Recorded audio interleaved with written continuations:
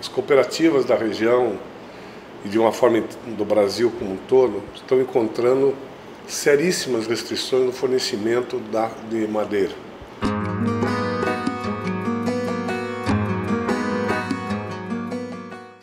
Isso porque há uma grande pressão no uso de madeira ainda nas câmaras de aviário e outros usos, e também toda a lógica das caldeiras e dos secadores, que são movidos a lenha no setor agroindustrial. E a demanda é muito grande. E a perspectiva de déficit, ou seja, vai faltar madeira para fazer a secagem de grãos. Isso abre uma perspectiva enorme de trabalhar também a madeira, além da nossa proposta de trabalho para a geração de energia elétrica, também a geração térmica da madeira, a aplicação térmica, e mais concreto até do que a própria geração elétrica. Então nós estamos encontrando uma ressonância da madeira como um componente da matriz energética do setor agroindustrial mais evidente do que a gente imaginava.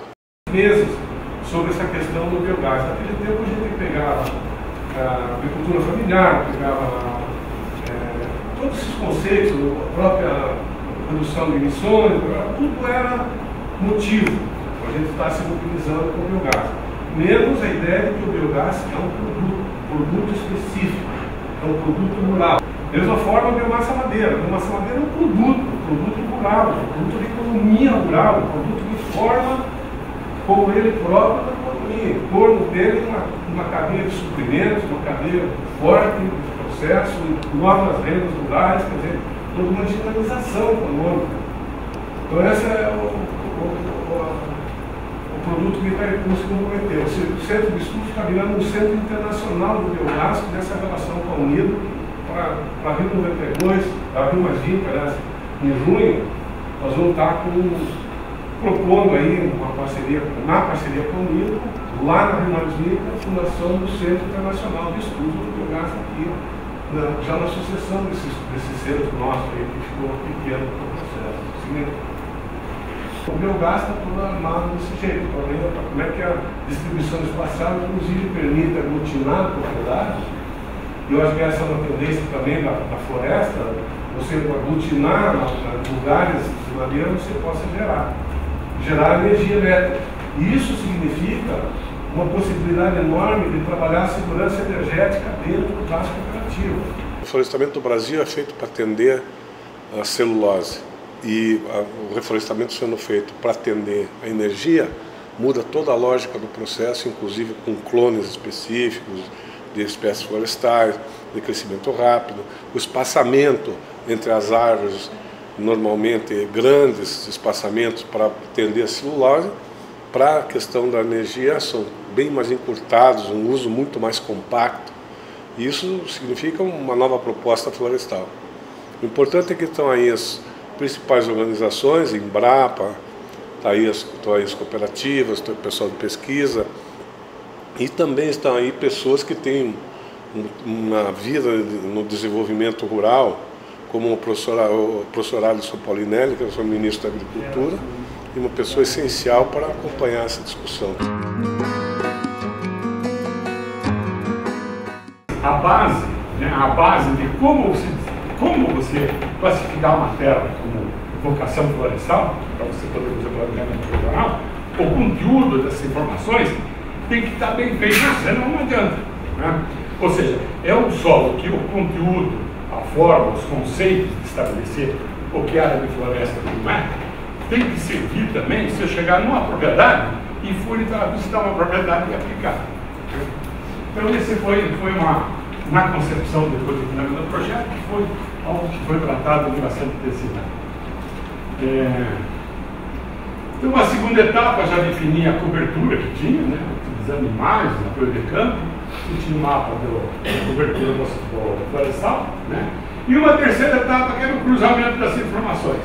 Ou seja, cruzar o mapa de terras florestais com a cobertura florestal, com a linha de base da cobertura, né? E análise das áreas críticas, ou seja, as áreas de colidindo, né? O mapa aí esse é o tema agora, mas não havia uma concordância entre o planejado e o que o levantado que deveria ser tecnicamente.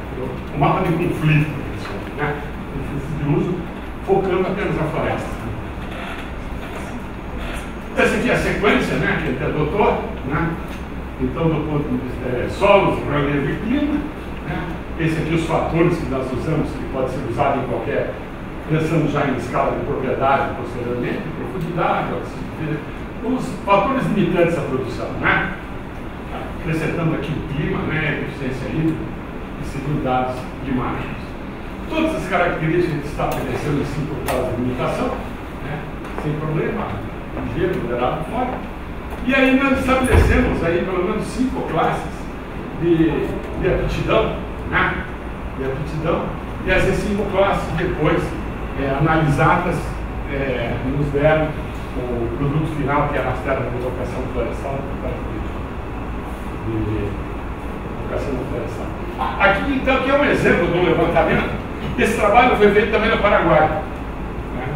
Então teve uma área no Paraguai que foi feita. Então basicamente nesse trabalho, nessa escala que foi feita, é o seguinte: a gente trabalhou com os outros critérios detalhados e trabalhou com os mapas de solos disponíveis no Paraguai, o mapa de solos, uma classificação da Associação Americana, né, que são esses nomes aí. E ele analisou a textura, né, aqueles fatores de limitação, estabeleceu-se um risco, né, desses solos, e em função desse risco estabeleceu-se quais as áreas que eram de vocação florestais e quais que não eram. E o objetivo é exatamente esse, né? Nessa região aqui que predomina a agricultura, né, um pouco de pecuária, aquelas áreas que são marginais, né, que estão sendo degradadas pelo uso pouco intensivo, como que nós primeiro conhecer quais são, né, e a gente trabalhar na linha de propor um uso e manejo florestal para essas áreas. Os critérios para avaliar isso, né, são critérios que consideram o clima, principalmente chuva, energia das chuvas, né, água como armazenamento de água para as plantas, e considera, por outro lado, o relevo, né, as condições de relevo, de mecanização, e finalmente as partes o solo, né? O solo. Então esse é a base física do processo, né? E sobre isso daí se agrega o marco legal, informações de ordem econômica, e aí se estabeleceram nessas regiões, né, quais seriam as potencialidades para a utilização de florestas. E essa metodologia vai dar exatamente isso, quer dizer, vai dar o potencial que nós temos de áreas para desenvolvimento de biomassa florestal.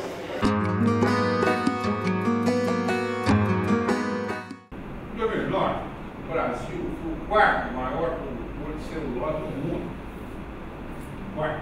Em 1900, em 2000, o Brasil era o 18º.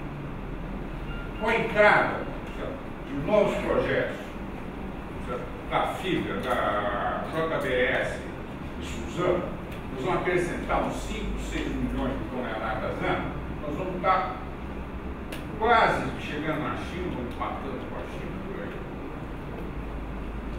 Vamos olhar um pouquinho, só que esse quadro é interessante. Em 2000, nós produzimos 7 milhões de toneladas de celulose do Brasil. Em 2010, 14 milhões. A produtividade em 80 era de 24 metros cúbicos de italiano. Em 2009, 44. Aqui tem uma visão interessante. A gente pode levar a selfie também. Veja, se a gente olhar, grandes produtos, Brasil, África do Sul, Chile, Portugal. O ciclo de corte no Brasil, 7 anos. Na África, entre 8 e 10, Chile, 10 e 12, tá certo? Vamos olhar a coluna da produção. Nós temos 44, África do Sul, 20, Chile, 25, Espanha, 10. Então nós temos um potencial. Eu levantei uma série de dados aqui, que são de projetos juntados aqui, do Cerrado Mineiro, o Mato Grosso do Sul. Eu trouxe para levantar. o dado está certo, está errado, eu acho que levantar e começar a resolver. Porque os parâmetros que estão aqui são os parâmetros adotados para a indústria de celulose. A indústria de celulose chegou à conclusão que o menor espaçamento para ela no 2x3, 1.660 gramas por hectare, ciclo de 7 anos, foi para atender as condições da indústria de celulose. O objetivo da palestra foi fazer uma avaliação do potencial de produção de biomassa florestal para a produção de energia. Analisando um quadro em que você tem no Brasil toda uma tecnologia para produção de biomassa florestal para celulose. Então, a partir desses parâmetros, fizemos uma análise, uma avaliação do que precisa ser melhorado para chegar numa produção de energia. Mas você tem hoje aí 200 milhões de hectares de pastagem degradada, subutilizada. Se você tirar uma parte dessa área, um número, considerando as condições de plantio para celulose, uma área reflorestada de 15 mil hectares pode acionar uma usina termoelétrica de 60 megawatts instalados. Veja, então você tem isso considerando, né, senhor? Agora, se você fizer uma análise mais detalhada, uma ótica, então nós teríamos um espaço grande para você criar uma nova atividade econômica, que é a produção florestal voltada para a energia, certo? Que teria uma repercussão grande na criação de postos de trabalho, de geração de renda e de produção de uma energia interna no Brasil, tá certo? Como um novo negócio e você contribuir para a expansão de todo um sistema de geração distribuída de energia elétrica. De política pública e também de cultura propriamente em relação à biomassa florestal, falta-se muito, tem-se muito a avançar ainda? Veja, eu acho que você tem dois aspectos. Você tem um aspecto que você precisa avançar na cultura do negócio, ser formatado a cultura do negócio entre os empreendedores e você criar um modelo institucional que viabilize a operacionalização dentro da lei da geração térmica com biomassa. Pode ser que para a energia você consiga um maior adensamento de árvores por área e uma redução no ciclo de corte, que viria a facilitar a produção de energia.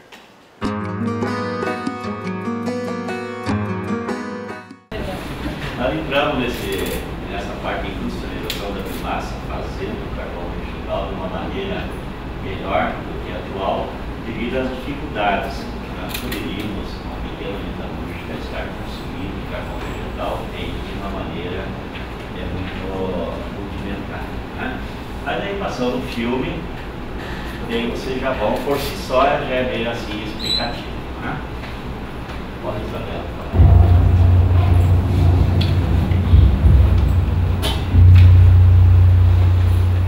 O avanço das carvoarias preocupa os ecologistas do Pantanal sul-mato-grossense.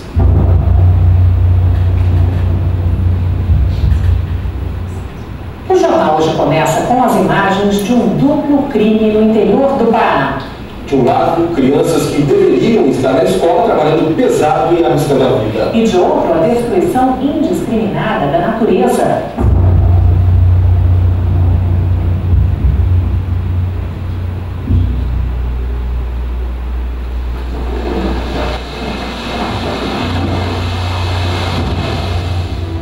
Os fornos de alvenaria utilizados no Brasil e no mundo sempre foram fortes emissores de poluentes, agredindo o meio ambiente e a saúde dos carvoeiros que trabalham neste sistema. Já é possível reverter este cenário.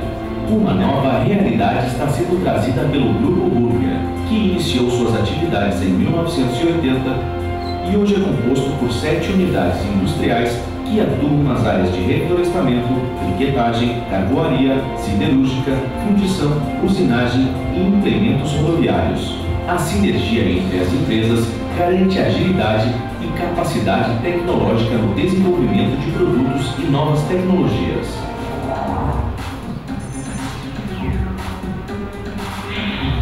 A consciência ambiental e social fica ainda mais nítida em uma empresa que é hoje um dos maiores expoentes do grupo, a Bricabras. Atuando na produção de briquete e carvão, a Bricabras desenvolveu um processo eficaz e ecologicamente correto para a produção de carvão vegetal, tecnologia que está sendo disponibilizada para clientes tão preocupados com o meio ambiente quanto ela. Saiba agora como é este processo produtivo revolucionário. O processo todo começa na estufa. A madeira é depositada em seu interior para perder toda a sua umidade.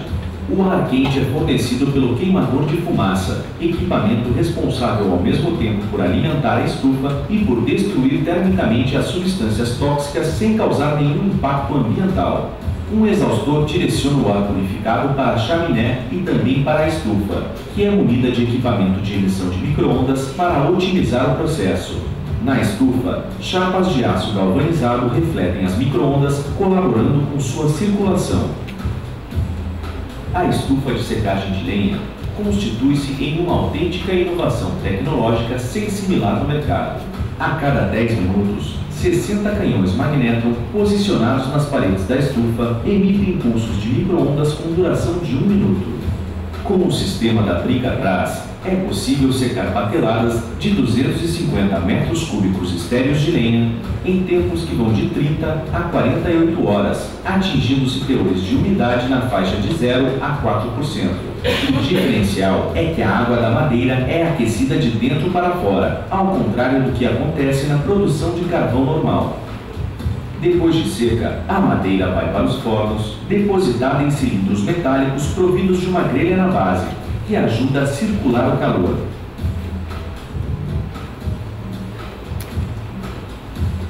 Um forno é composto por 3 cilindros metálicos.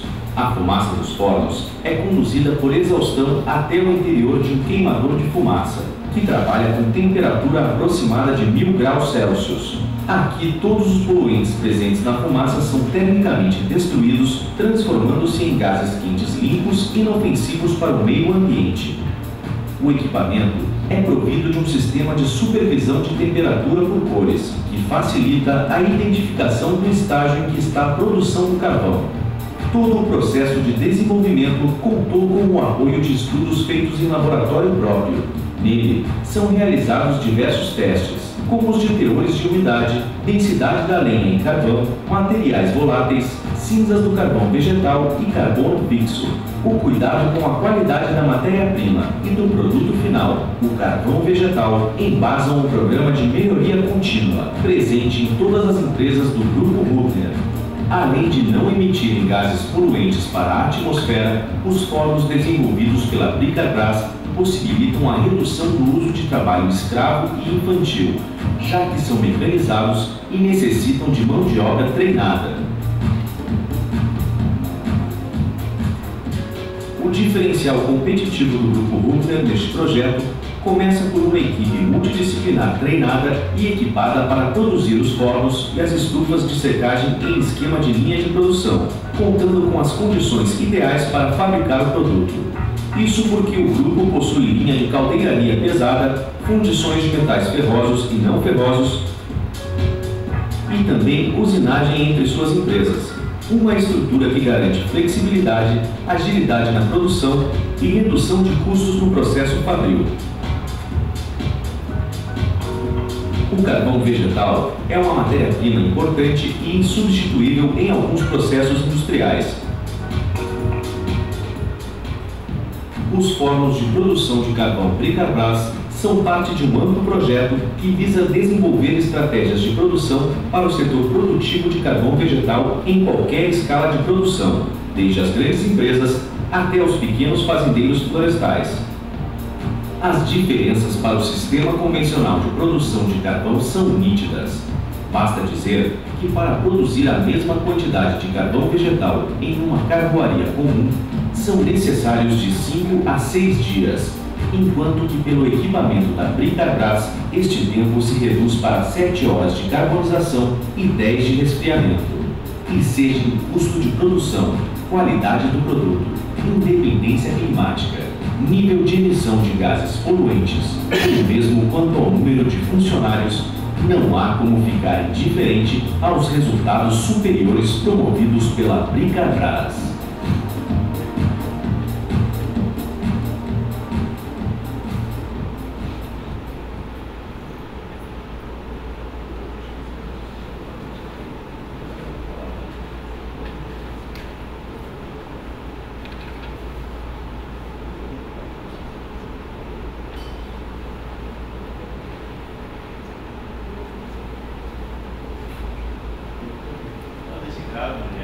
voltando à lista da conversa, aproveitar a biomassa. Nós não poderíamos também honrar o carvão feito de uma maneira, como já foi falado, a escravidão. Não é exagero, a terra não pode mais esperar. Então, não, só mais um minutinho. Então, nós fizemos esses fóruns de carbonização baseado na combinação de conhecimento que está disperso aí no mundo todo. Então, agregamos conhecimento de um e de outro, do carboeiro, e saiu até uma coisa boa e estamos comercializando isso aí.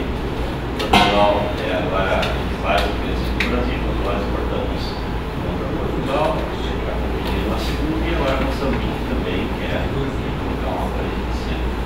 Eu acho que esse evento aí foi muito positivo, porque deu para ver que está somando o conhecimento, ou compilando o conhecimento que está disperso no país todo, né? Então tem muita gente que entende de gasificação, outra de briquetagem, enfim, energia como um todo. E deu para ver que nós todos estamos no mesmo caminho, quer dizer, o porto é o mesmo. Agora é fazer acontecer o que está no projeto. Na realidade, a biomassa ela já está contribuindo, principalmente em pequenas cooperativas, ou cooperativas como nós falamos. Então tem o pequeno agricultor que tem um pedaço de terra que ele pode plantar árvores e industrializar essa árvore mais tarde, né? Então, somando todo esse esforço, é lógico que vai ter emprego, renda, riquezas como um todo. São pequenas, não são tão grandes, muito bem geridas, que conseguiram não só congregar, mas sobretudo conseguiram criar uma mentalidade muito evoluída. Nós temos aqui nessa região do Paraná uma das regiões mais desenvolvidas que eu conheço no mundo. Não tenho dúvida disso. Um grupo de pequenos produtores que em outras regiões provavelmente não teriam solução, não fazem aqui nada que não seja racional dentro daquilo que as suas lideranças indicam.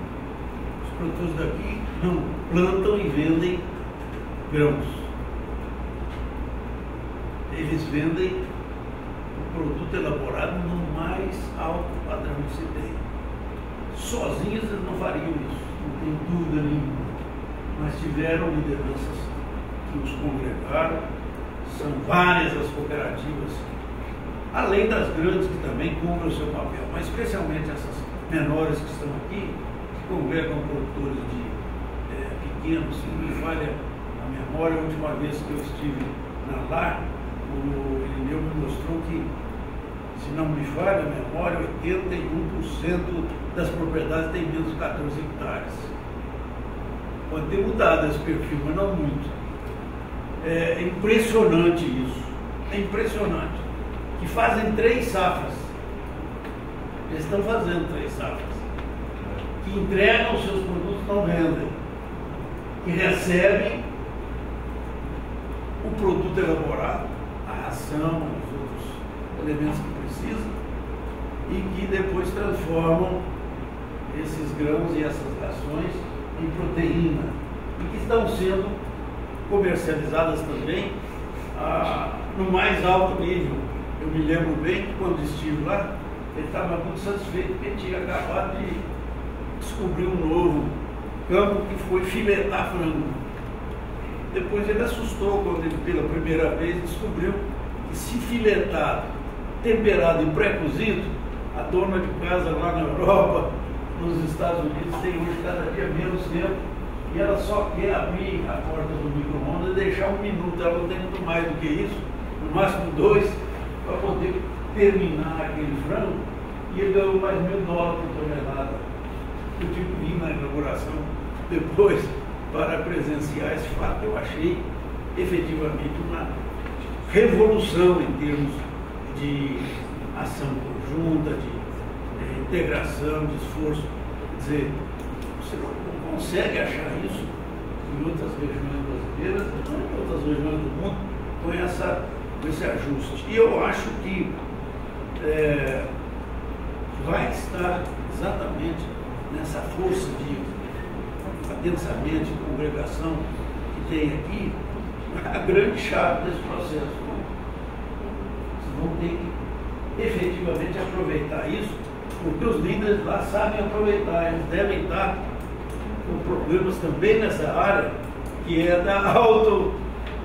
do autoatendimento energético, e eu sei que eles vão apoiar isso. Eu entendo que é chegada a hora do melhor aproveitamento daqueles recursos naturais que nós temos, e o Brasil foi privilegiado nisso, e aproveitar nesses recursos naturais, especialmente a nossa capacidade de criar energia renovável, a nova energia. O mundo não está passando só fome de alimentos, ele passa muito fome de energia renovável. E nós temos condições de produzir alimento de um lado e ampliar a nossa capacidade de produção de bioenergia, a energia renovável, aquela que o mundo mais deseja e mais sente a necessidade. Não podemos deixar de perder as oportunidades no momento em que todo mundo está necessitando. Acho que Itaipu teve na sua visão holística, da sua região de influência, uma capacidade de entender e visualizar em futuro a necessidade do melhor aproveitamento da bioenergia produzida especialmente das florestas, dos recursos naturais que nós temos aqui. Está de parabéns. Eu creio que hoje a Embrapa, o IAPAR, as organizações governamentais, a empresa privada e principalmente as cooperativas dessa região estão preparadas para fazer um trabalho do melhor aproveitamento desses recursos que nós temos. Eu tenho absoluta certeza que esse é um projeto que sai no momento oportuno e vai ter o seu destino apropriado.